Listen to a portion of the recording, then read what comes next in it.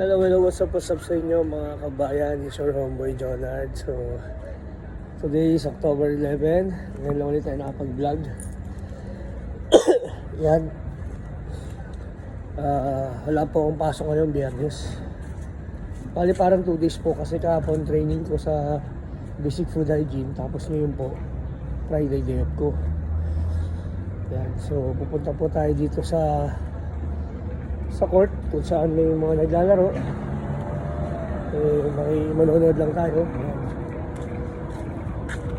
Ayan, nandito tayo ngayon. Ayan yung court, nasa likod ko. Ito naman yung Chelsea. Ayan, nasa likod ko. Yan. Dito na kasi ako sa nakatira dyan. Dito na ako nakatira. Bagong bahay. Bago kong bahay. Oo, lumipat ako. Siguro mag-isang buwan na ako. Wala pa. Mga 10 days pa lang. Yan. 11 days pa lang ako dun. Sa bahay. Yan. So dito tayo. Manonood lang tayo ng mga naglalaro. Matambay lang tayo rito. Yan. Yan. Maraming mga naglalaro. Makikita nyo. Yan. Marami. Yan. Pag nagpunta kayo ng Riga, meron din sa Riga. Oo.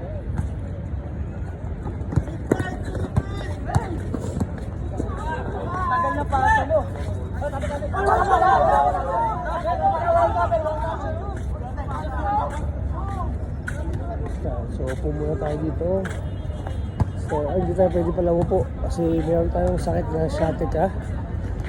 Kaya may nararamdaman ako ng sakit na sciatica. Ang sciatica yun yung sa may mapitan mo dito banda, yan dito sa baba sa legs na sumasakit yung buto natin, lumabas yung pinaka parang lumabas ng konti tapos dumidikit sa mga buto kaya masakit yan.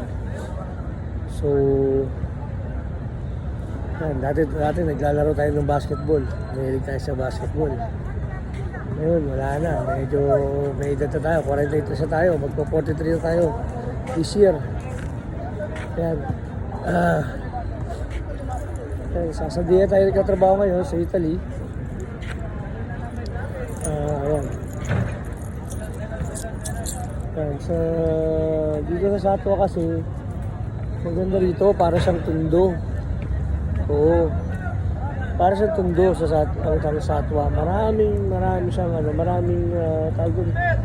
marami siyang kinakainan, maraming pupuntahan, malapit sa mga mall, sa mga galaan, malapit sobra, as in sobrang malapit. Kaya dito rin ako nalagi kasi nga nasa Dubai Mall ako nagtatrabaho, so ini-scooter ko lang mula bahay hanggang Dubai Mall. Pag pangmaga ako, so lagi akong pangmaga, so 15 minutes to 20 minutes lang ang biyahe ko. Unlike kapag nagbabas ka, abutin ka ng 1 oras. Oo. Pero minsan naman 15 minutes lang talaga, nandito na ako sa store. Gising ako ng maga, halimbawa, pasok ko is 10 o'clock. Gising na ako lang 7:30. Maliligo na ako, mamamalansya ako. Kasi syempre, ina-adjust ko yung oras ko kasi nga may mga kasama ako sa kwarto, di ba? Para hindi kami magkasabay-sabay. So, may mga nagpapaubaya, mayroong hindi nagpapaubaya, alam mo na. So ako lagi kong ina-advance sa sarili ko para at least hindi ako nakakabala sa iba, di ba? Yun ang ginagawa ko. Ayan. Ay. So ang buhay ko ngayon dito sa Dubai ay medyo di maganda kasi meron akong kinakaharap na problema dahil nga naloko ko ng kabayan natin yung dalawa na magjowa. Taga San Jose Occidental Mindoro sila. Hindi ko siya pwedeng banggitin ng pangalan kasi dito sa Dubai hanggat hindi pa napapatunayan o wala pang kaso o hindi pa namin kaso, hindi mo na pwede magsalita. Pero ito pa, sila pa nagpapulis kaya natatawa ako sila pa nagpapulis. Oo, saksi sila ni Jehovah. Binanggit ko yun para maging aware yung mga saksi na meron silang kasapi na ganun na manloloko yun kasi kung di sila manloloko ba't di sila nagbabayad, di ba? Anyway, gumagawa ko ng paraan para maano sila, makapagbayad sila. Kasi dito, pwede silang makulong.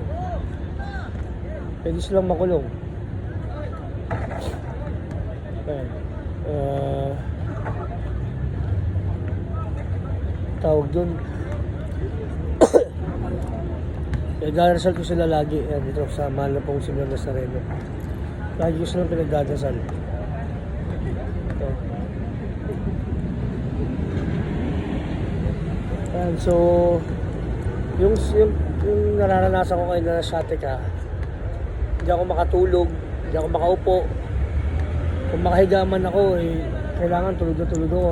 At isang pwesto lang, hindi ako pwedeng kumilos ng kaliwa, kanan, straight lang kasi para relax yung katawan ko. Kasi pag kumilos ka ng kaliwa at kanan, masakit. Masakit. Yan.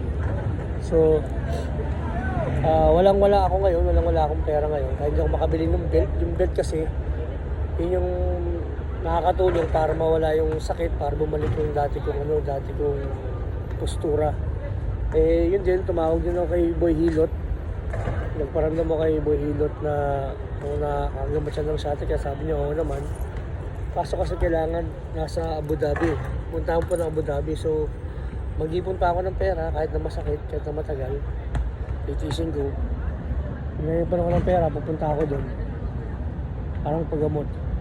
Humingi na rin pala ako ng tulong kay Senator Rafael Idol Tulfo sa kay Admin Arnel Ignacio. Hindi ko alam kung napapansin nila ako regarding nga doon sa problema ko rito sa dalawang kabayan. Ewan ko, sana mapansin nila ako para matulungan nila ako. Yan, so shoutout nga pala sa mga taga Barrio Imelda, mga kabats ko. Yan. Tapos sa mga taga Carlos Albert, mga kabats ko. Mga taga Santol, taga Tatalon, taga Galas, Santo Niño, San Isidro, shoutout sa inyo lahat. So, lagi nyo tatandaan na hindi na tayo bumabata, hindi na tayo ganun kalusog. So, lagi natin alagaan ng sarili natin, kumain ng masustansya, eat healthy food, okay? And always, isipin natin na God first, kaya nga sabi ni Orbe, okay? Peace out.